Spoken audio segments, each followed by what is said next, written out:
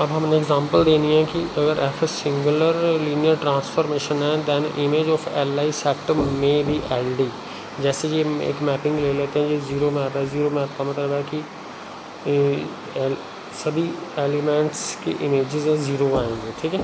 तो ये singular map है, क्योंकि सिंगुलर मैप क्या होता है कि भी नॉन जीरो एलिमेंट मिल जाए जिसका इमेज ज़ीरो हो। तो अगर one singleton non zero set L I होते हैं, ये हमें पता ही है। अगर वन का इमेज करेंगे तो वो ज़ीरो आ जाएगा। तो वो क्या, इसका मतलब वन का इमेज ज़ीरो आ गया, सिर्फ ज़ीरो ही आना है क्योंकि सभी का इमेज ज़ीरो है। तो ये जिस सेट में ज़ीरो एलिमेंट हो अकेला वो एल डी होता है। तो जिसमें नॉन ज़ीरो सिंगलटन सेट होता है वो एल आई होता है। तो इमेज एल आई सेट की यहाँ पर एल डी बन गई। ये हमारी एग्जांपल होगी। इसके बाद है हमारे पास ये है, हमारे पास दो वेक्टर स्पेसेस ले लें। तो अगर ये बेसिस हो वी का और ये कोई भी एलिमेंट्स हो यू के, तो हमें यूनिक लीनियर ट्रांसफॉर्मेशन मिल जाएगा फ्रॉम वी टू यू। इनके ये इसके हमने बेसिस लेने, इसके कोई भी एलिमेंट्स ले सकते हैं, ठीक है। तो बेसिस की इमेजेस E1 की इमेज F1, जितने भी एलिमेंट है बेसिस के सबकी इमेजेस लेनी। E2 का इमेज F2, E3 का F3, सभी कम्प्लीट हो जाएंगे तो हमें एक यूनिक लीनियर ट्रांसफॉर्मेशन मिल जाएगी। तो ये हमें इम्पॉर्टेंट थ्योरम है जो हमें बताती है कि अगर दो वेक्टर स्पेसेस दिए हों और इसका अगर बेसिस ले लें, बेसिस की इमेजेस करके इधर कोई भी एलिमेंट्स रख लें तो हमें लीनियर ट्रांसफॉर्मेशन मिल सकती है।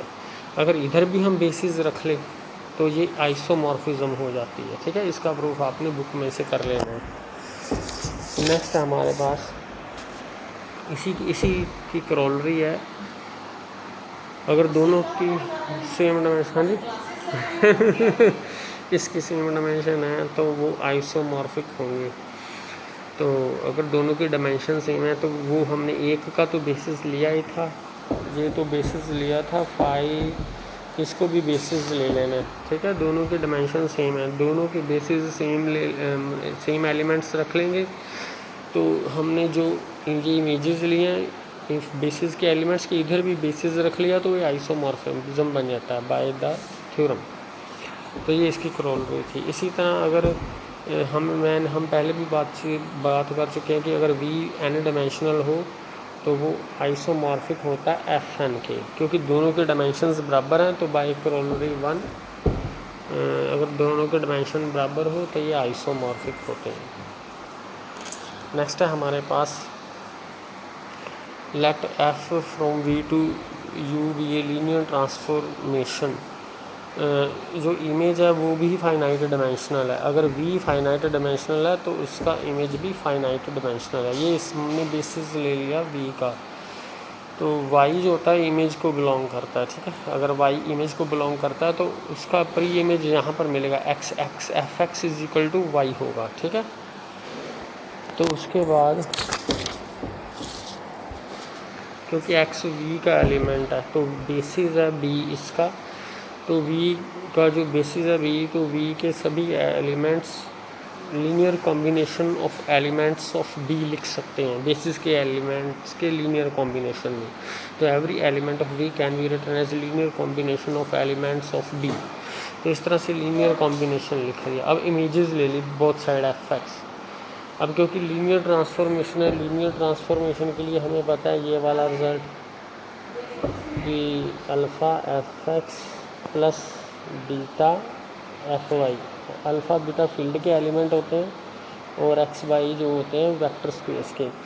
तो ये दो टर्म्स हैं, इसको दो से ज़्यादा भी हो तभी फार्मूला यही लगना है, एफ एक्स का वाई के बराबर। इसका वाई का एलिमेंट है, इमेज का एलिमेंट, इनके लीनियर कॉम्बिनेशन में लिख लिया गया, ठीक है। तो इमेज कोई भी एलिमेंट इनके लीनियर कॉम्बिनेशन में लिखा जा रहा है तो ये image F generated by this. अगर ये n एलिमेंट्स के द्वारा जनरेटेड है तो ये फाइनाइट एलिमेंट्स हैं।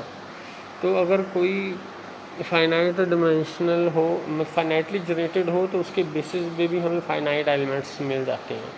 तो इसका मतलब ये याद रखना आपने। अगर फाइनाइट एलिमेंट्स के द्वारा जनरेटेड हो तो उसमें तो सिर्फ हमने एल.आई एलिमेंट्स ही देखने हैं। अगर ये सारे एल.आई होंगे तो भी बेसिस में फाइनाइट एलिमेंट होंगे।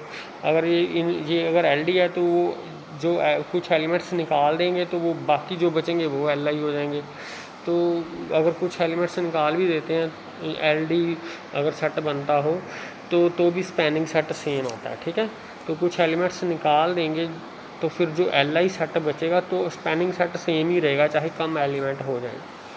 तो इसका मतलब बेसिस में फाइनाइट एलिमेंट्स ही होंगी। तो ये इमेज भी है जो कि है फाइनाइट डायमेंशनल है। उसके बाद ये हमारे पास एक ये बेसिस होगा वी का, तो image is spanned by this, ये हमने याद रखना है। अगर ये बेसिस ले लें इधर तो इसकी इमेजेस जो होंगी बेसिस की वो इमेज को स्पैन करेंगी, ठीक है। ये भी एक रिजल्ट हमें पता चल गया।